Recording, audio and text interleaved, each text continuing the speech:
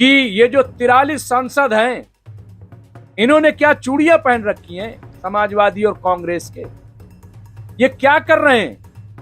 एक खातून member parliament को हर रोज गाली दी जा रही है, और ये तमाम जो समाजवादी पार्टी तीसरी मुल्क की सबसे बड़ी पार्टी है, उसके 37 सांसद हैं, और कांग्रेस के संसद कुल 43 संसद तो उत्तर प्रदेश में।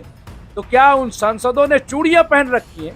पहले मुझे मुल्ली कहा गया, मुझे आतंकवादी कहा गया, मेरे बाप तक को गाली दी गई, मेरे भाई को कहा गया। जो लोग ये पूछते हैं कि मेवात वालों को माफ कर दिया था और उसे क्यों नहीं माफ किया, उन्हें मैं ये बताना चाहती हूँ कि ये पहली घटना नहीं है, ये पहली नहीं है घटना। और सीधी सीधी जो गंदी गालियां दी गई हैं, वो सिर्फ मेरे नहीं लगी, मुझे नहीं फर्क पड़ता, न उस व्यक्ति से पड़ता, न उसके।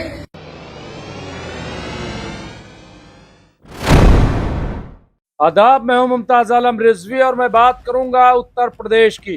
उत्तर प्रदेश में कैराना से समाजवादी पार्टी की सांसद इकरा हसन की बात करूंगा। जी हां, इकरा हसन समाजवादी पार्टी के खातून मेंबर पार्लियामेंट हैं, कैराना से करके आई हैं और काफी बोल्ड हैं और आवाम में काफी पॉपुलर हैं। सोशल मीडिया पे उनकी चर्चा रहती है, उनके कामों की। बहुत ही आम सांसद हैं, आम लोगों के बीच में रहती हैं, लेकिन उनके खिलाफ जिस तरह से बोला जा रहा है, जिस तरह की बयानबाजी हो रही है, जिस तरह उन्हें गालियां दी जा रही हैं, उन्हें धमकाया जा रहा है, उन्हें डराया जा रहा है, गाली गलौज, ये तमाम चीजें एक महिला संसद के खिलाफ, एक खातून मेंबर पार्लियामेंट के खिलाफ बार बार ये चीज हो रही। कोई कह रहा है कि हम जाएंगे और इकरा हसन से शादी करेंगे, विवाह करेंगे, कोई ये कह रहा है, कोई माँ बहन की गाली दे रहा है। इस तरह की बातें कई बार आ गई। इकरा हसन ने हालांकि इस बार बहुत जज्बाती होकर के, और जो लोग ऐसा कर रहे थे उनके बीच में जाकर के मुंह तोड़ जवाब दिया है, मुंह तोड़ जवाब दिया है, और कहा है कि 3-4 साल बाकी हैं जो, तब तक तो आपको बर्दाश्त करना पड़ेगा हमें, उसके बाद हम भी मैदान में होंगे, हमारा मुखालिफ भी मैदान में होगा, जो बाजी जीतेगा, जिसको लोग पसंद करेंगे वो जीत जाएगा। लेकिन ये जो बार बार हरकत की जा रही है ठीक नहीं है। इकरा हसन ने तो बहुत ठीक से सुना दिया है, इसमें कोई दो राय नहीं है, और इकरा हसन ने बड़ी जवामर्दी का काम किया। इकरा हसन डटी हुई हैं, वो डरी नहीं है, वो सिर्फ इसलिए कि आखिर उनकी माँ को क्यों गाली दी जा रही है, उनके भाइयों को क्यों बुरा भला कहा जा रहा है, और उन्होंने कौन सा ऐसा काम किया है कि जिसकी वजह से ऐसा किया जा रहा है कि उन्हें आतंकवादी तक कह दिया जा रहा है, हा? और ये पहली बार नहीं है। आप देखिए कुंवर दानिश अली को, जो मेंबर पार्लियामेंट रहे, संसद के अंदर, पार्लियामेंट के अंदर एक चुने हुए संसद ने बीजेपी के कुंवर दानिश अली को क्या नहीं कहा, गद्दार कहा, आतंकवादी का, और न जाने क्या क्या, मैं वो कह भी नहीं सकता। लेकिन एक सवाल मेरा है यहां, सवाल इसलिए कि ये जो 43 सांसद हैं, इन्होंने क्या चूड़ियां पहन रखी हैं समाजवादी और कांग्रेस के। ये क्या कर रहे हैं? एक खातून मेंबर पार्लियामेंट को हर रोज गाली दी जा रही है, और ये तमाम जो समाजवादी पार्टी तीसरी मुल्क की सबसे बड़ी पार्टी है, उसके 37 सांसद हैं, और कांग्रेस के संसद कुल 43 संसद तो उत्तर प्रदेश में। तो क्या उन सांसदों ने चूड़ियां पहन रखी हैं? क्या वो बोल नहीं सकते? फिर समाजवादी पार्टी क्यों चुप है? वो क्यों नहीं बोल रही है? जब डिंपल यादव के साथ, जब मौलाना साजिद रशीदी ने उनके कहीं गलत बयानी से काम लिया, तो सारा मुसलमान डिंपल यादव के साथ खड़ा हो गया, सबने साजिद रशीदी को कंडम किया। मैंने खुद टीवी डिबेट में जाकर के कहा कि आप गलत कह रहे हैं, आप शरीयत के खिलाफ बोल रहे हैं। शरीयत ने यह नहीं कहा कि किसी इज्जत को आप इस तरह से टीवी डिबेट में या मंचों पे उछालें, बल्कि अगर गलत है तो आप खामोशी से जाके समझाएं। लेकिन उसके बावजूद उस डिबेट में मैं मौजूद था, वहां पे समाजवादी युवा जन के नौजवान आए और उन्होंने साजिद रशीदी को थप्पड़ मारा, वो रिकॉर्ड हुआ और वो वायरल हुआ, फौरन वायरल हुआ, और उनके खिलाफ कोई कार्रवाई भी नहीं हुई। समाजवादी भी खुश हो रही थी कि अच्छा हुआ कि डिम्पल यादव को आपने कह दिया, और मैं भी कह रहा हूं चलिए आपने बहुत अच्छा किया, लेकिन डिम्पल यादव के लिए इतना प्रेम, डिम्पल यादव की हिमायत में आप फौरन आ गए।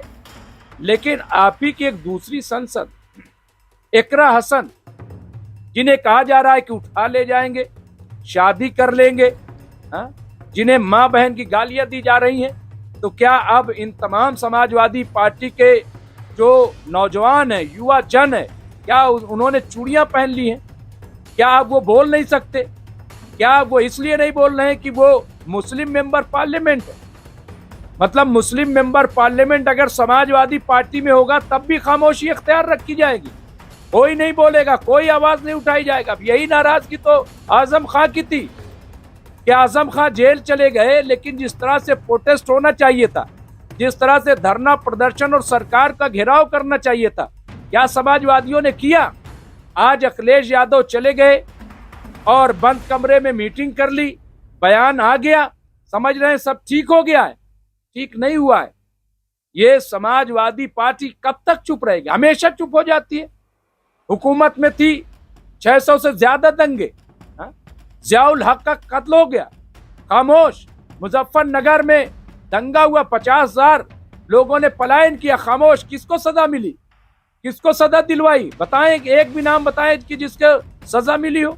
तो इस तरह की ये जो ढुलमुल यकीनी है, समाजवादी पार्टियों को कम से कम इस तरह तो नहीं करना चाहिए। आप बताइए, अभी वही मौलाना साजिद रशीदी ने जब सवाल कर लिया समाजवादी पार्टी के तर्जुमान से, तो जवाब दे नहीं पाए कि जिसकी जितनी भागीदारी उसकी उतनी हिस्सेदारी।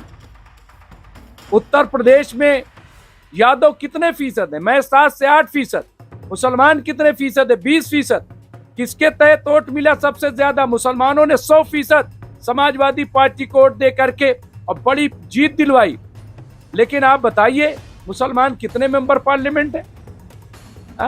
अभी एसटी हसन नाराजगी जाहिर कर रहे हैं कि आखिर क्यों आपने रुचिवीरा को वहां से टिकट दे दिया? हम क्या गलत थे? क्या हमने कौन सा गलत काम किया? पार्टी के खिलाफ काम किया या आवाम में हमारी अच्छी मकबूलियत नहीं थी? अब जवाब नहीं देते बनता। आजम खां कह रहे हैं कि हाँ मैं जाऊंगा तो गुस्सा, वो सब ठीक है, लेकिन नाराजगी तो है ना। ये क्या हो रहा है? आप बताइए, समाजवादी से खुद अखिलेश यादव की फैमिली से कितने लोग संसद हैं? बाकी कितने हैं? इसलिए मुझे लग रहा है कि बोलना तो पड़ेगा। ऐसा नहीं है कि आप बोलेंगे नहीं।